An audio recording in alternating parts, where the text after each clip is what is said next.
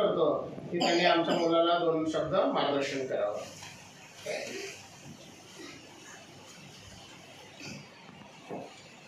वसईच्या जिल्हा परिषद शाळेमध्ये इयत्ता 7वी पर्यंत शिकलेला, वसई तालुक्यातील वाघोली या गावातील, त्यामुळे मला विद्यार्थ्यांच्या समस्येची जाण आहे।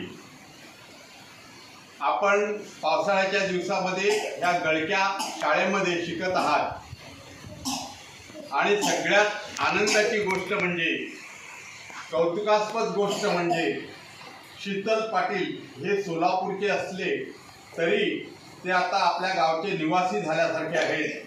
त्यांना शाळेतील विद्यार्थ्यांच्या प्रगतीबरोबरच गावातील अनेक समस्येविषयी देखील जाण आहे। त्यांनी अगदी गेल्या वर्षी सांगितलं की आमची सुद्धा शाळा दुर्गम भागात आहे, आमच्या शाळेसाठी सुद्धा काय करता आलं तर करावं। मला बालपणीची जिल्हा परिषद शाळेतील आठवण करून देण्यासारखी ही गोष्ट आहे। त्यावेळी मी लहान असताना एक आम्हाला गीत होतं, शाळेचे गाता गान भान हरपते, ही शाळा मज आवडते, किंवा खेड्यामधले घर कौलारू। ह्याची प्रचिती ह्या गावात आल्यावर झाली। सर्वत्र कौलाची घरं, मातीची घरं, हे दृश्य पाहून खरोखर शीतल पाटलांच्या सांगण्यावरून इथपर्यंत येण्याचा जो योग आला, त्याबद्दल मी शीतल पाटलांना पुन्हा एकदा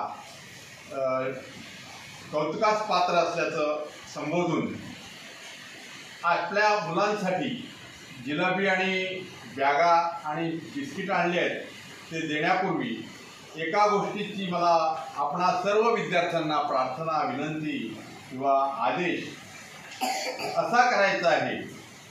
शाळा आणि गुरु, शाळा विद्यार्थी आणि गुरु, शाळा गाव आणि गुरु, आपल्या गुरुकुलातील संपूर्ण वैदिक पद्धत आत्मसात केलेले शीतल पाटील आपल्याला शिक्षक उपलब्ध झाले आहेत।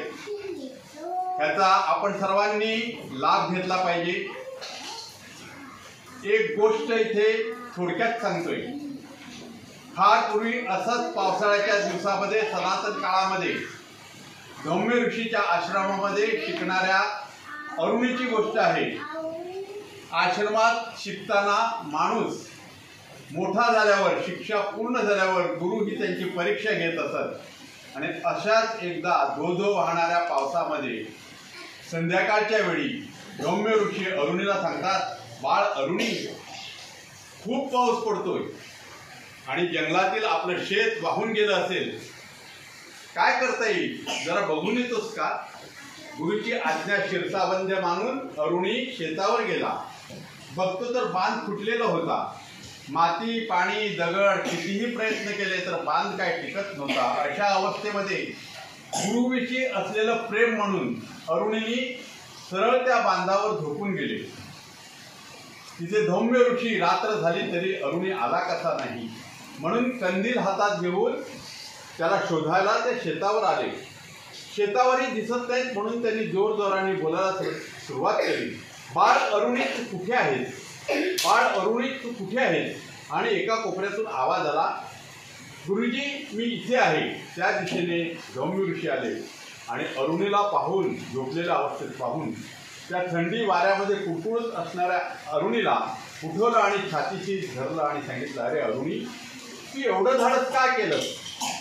त्यावर अरुणी म्हणाले, गुरुजी तुमची आज्ञा असताना मला कुठल्याही परिस्थितीत कुठल्याही गोष्टीचा विचार न करता तुमची आज्ञा पालन करणं हाच माझा परमोच्च धर्म आहे असं मी मानलं आणि त्या पद्धतीने मी हा पाणी कडवला। तर ही गोष्ट तुम्ही सर्वांनी लक्षात ठेवायची।